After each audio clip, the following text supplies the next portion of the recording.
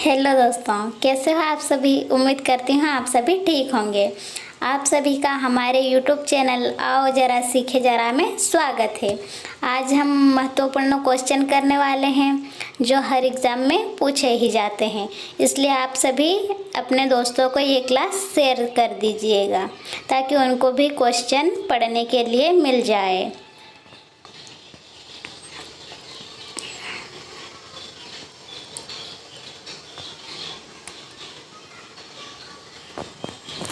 अब हम हमारी क्लास स्टार्ट करते हैं,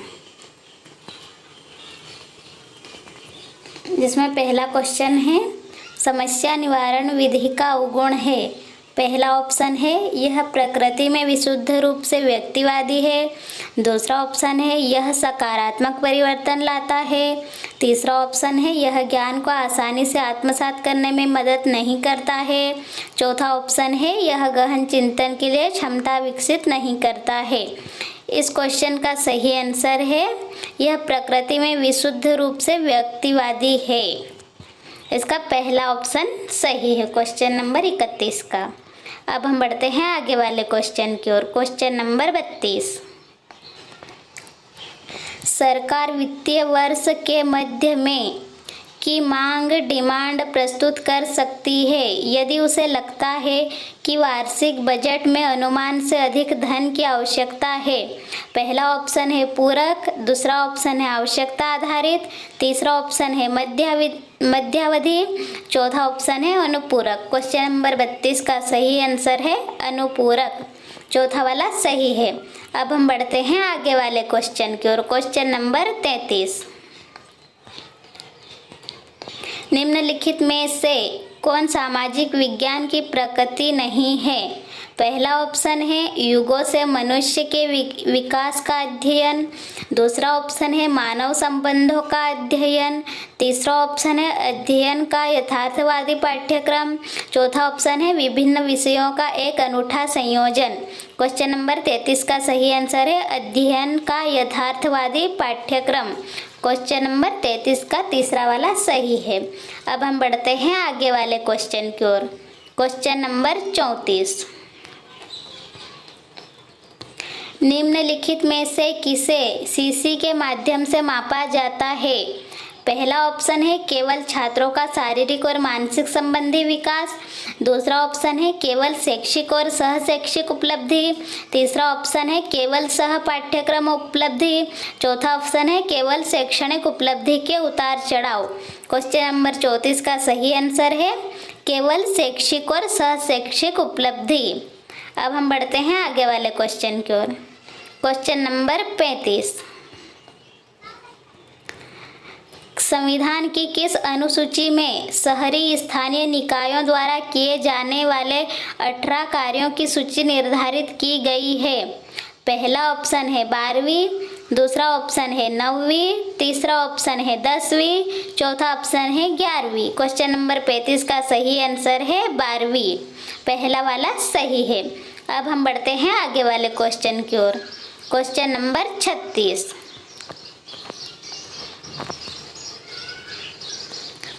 वह कौन सा सबसे उपयुक्त दार्शनिक दृष्टिकोण है जो सामाजिक अध्ययन के शिक्षण के माध्यम से छात्रों के बीच संपूर्ण मूल्यों को विकसित करने में सक्षम है। पहला ऑप्शन है यथार्थवादी दृष्टिकोण, दूसरा ऑप्शन है आदर्शवादी दृष्टिकोण, तीसरा ऑप्शन है प्रकृतिवादी दृष्टिकोण, चौथा ऑप्शन है व्यवहारिक दृष्टिकोण। क्वेश्चन नंबर 36 का सही आंसर है आदर्शवादी दृष्टिकोण। क्वेश्चन नंबर 36 का दूसरा वाला ऑप्शन सही है। अब हम बढ़ते हैं आगे वाले क्वेश्चन की ओर। क्वेश्चन नंबर 37, पृथ्वी की सबसे हल्की परत कौन सी है। पहला ऑप्शन है निचला प्रावार मेंटल, दूसरा ऑप्शन है ऊपरी प्रावार मेंटल, तीसरा ऑप्शन है भूपर्वतीय भूपटल, चौथा ऑप्शन है कोड। क्वेश्चन नंबर 37 का सही आंसर है भूपर्वतीय भूपटल। क्वेश्चन नंबर 37 का तीसरा वाला सही है। अब हम बढ़ते हैं आगे वाले क्वेश्चन की ओर। क्वेश्चन नंबर 38, निम्नलिखित में से कौन सी विधि छात्रों की मन प्रेरक क्षमताओं को बढ़ाने में सक्षम है? पहला ऑप्शन है कृत्रिम विधि, दूसरा ऑप्शन है कार्य अनुभव विधि, तीसरा ऑप्शन है व्याख्यान विधि, चौथा ऑप्शन है प्रदर्शन विधि। क्वेश्चन नंबर 38 का सही आंसर है कार्य अनुभव विधि। क्वेश्चन नंबर 38 का दूसरा वाला सही है। अब हम बढ़ते हैं आगे वाले क्वेश्चन की ओर। क्वेश्चन नंबर 39, निम्नलिखित में से कौन सामाजिक अध्ययन के शिक्षण में शैक्षिक उद्देश्य नहीं है? पहला ऑप्शन है मूल्य प्रणाली के रूप में लोकतंत्र का संरक्षण, दूसरा ऑप्शन है लोकतांत्रिक नागरिकता का निर्माण करना और उसे कायम रखना, तीसरा ऑप्शन है पड़ोसी देशों के अधिकार क्षेत्र पर विजय प्राप्त करना, चौथा ऑप्शन है इस पृथ्वी पर लोगों का शांतिपूर्ण सह अस्तित्व। क्वेश्चन नंबर 39 का सही आंसर है पड़ोसी देशों के अधिकार क्षेत्र पर विजय प्राप्त करना। क्वेश्चन नंबर 39 का तीसरा वाला सही है। अब हम बढ़ते हैं आगे वाले क्वेश्चन की ओर। क्वेश्चन नंबर 40,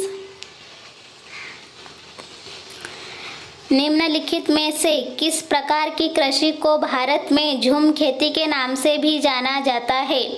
पहला ऑप्शन है आदिम पदार्थ कृषि, दूसरा ऑप्शन है व्यापक पदार्थ कृषि, तीसरा ऑप्शन है व्यापक वाणिज्य अनाज की खेती, चौथा ऑप्शन है मिश्रित खेती। क्वेश्चन नंबर 40 का सही आंसर है आदिम पदार्थ कृषि। क्वेश्चन नंबर 40 का पहला वाला सही है।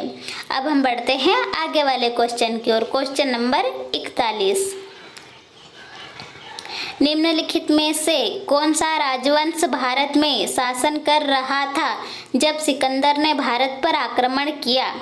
पहला ऑप्शन है नंद वंश, दूसरा ऑप्शन है शुंग वंश, तीसरा ऑप्शन है गुप्त वंश, चौथा ऑप्शन है मौर्य वंश। क्वेश्चन नंबर 41 का सही आंसर है नंद वंश। क्वेश्चन नंबर 41 का पहला वाला ऑप्शन सही है। अब हम बढ़ते हैं आगे वाले क्वेश्चन की ओर। क्वेश्चन नंबर 42, किसे देश में पहले पर्यावरणीय आंदोलनों में से एक के रूप में मान्यता प्राप्त है?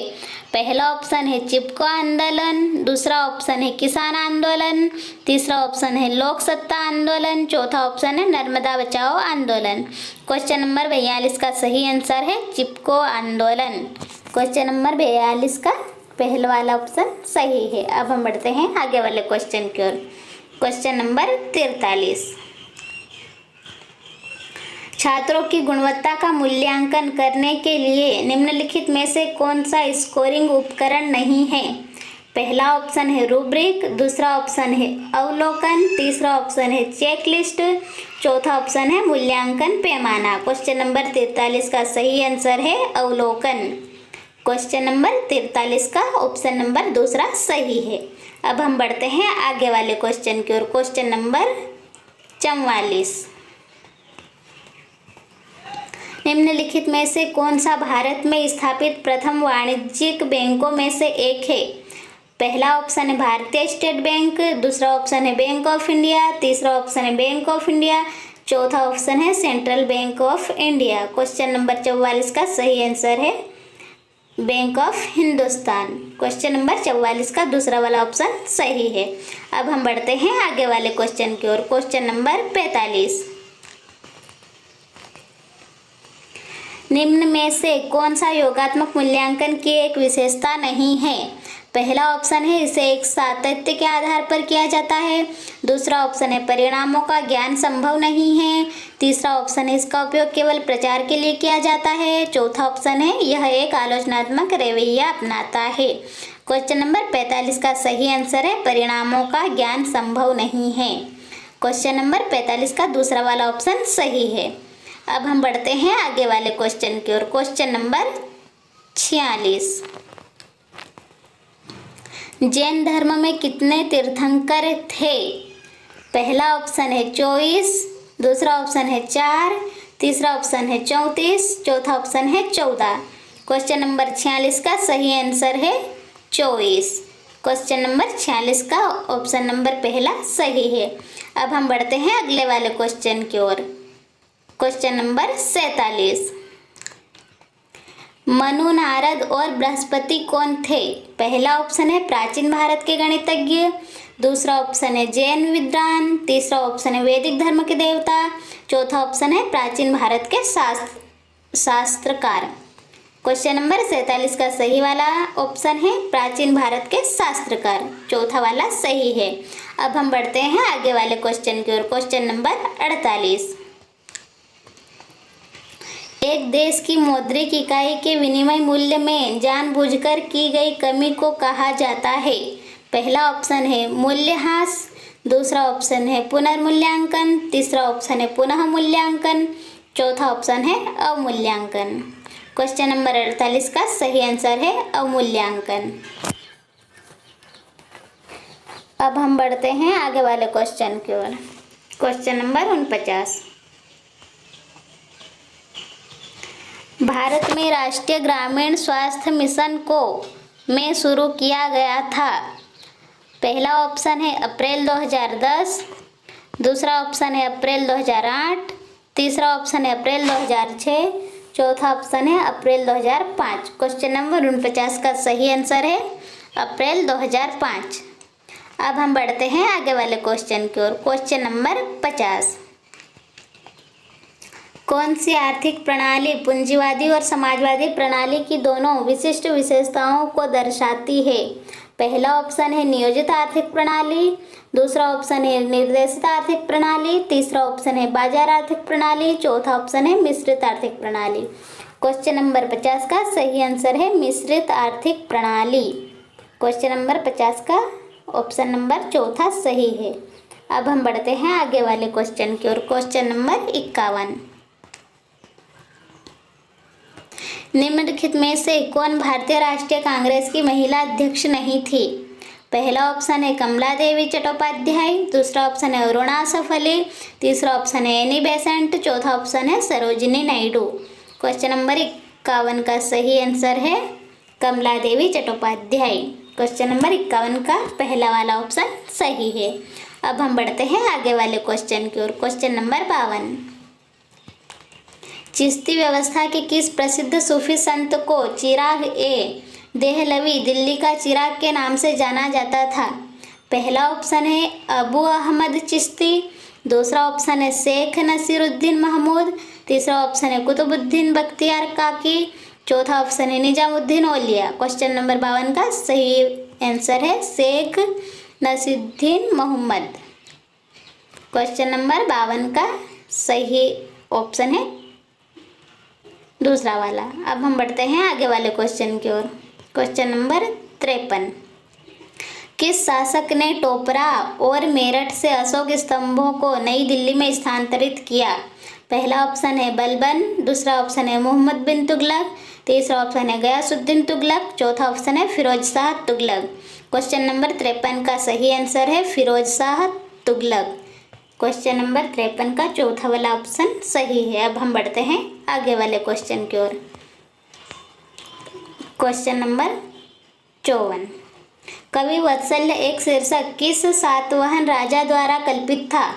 पहला ऑप्शन है यज्ञश्री सतकर्णी, दूसरा ऑप्शन है वशिष्ठ पुत्र पुलुमवी, तीसरा ऑप्शन है हाला, चौथा ऑप्शन है गौतमी पुत्र सतकर्णी। क्वेश्चन नंबर 54 का सही आंसर है हाला, तीसरा वाला सही है। अब हम बढ़ते हैं आगे वाले क्वेश्चन की ओर। क्वेश्चन नंबर 55, बांस और बेंत का अंतर्राष्ट्रीय नेटवर्क INBAR कहाँ पर स्थित है? पहला ऑप्शन है कोलंबो, दूसरा ऑप्शन है गुवाहाटी, तीसरा ऑप्शन है बीजिंग, चौथा ऑप्शन है ढाका। क्वेश्चन नंबर 55 का सही आंसर है बीजिंग।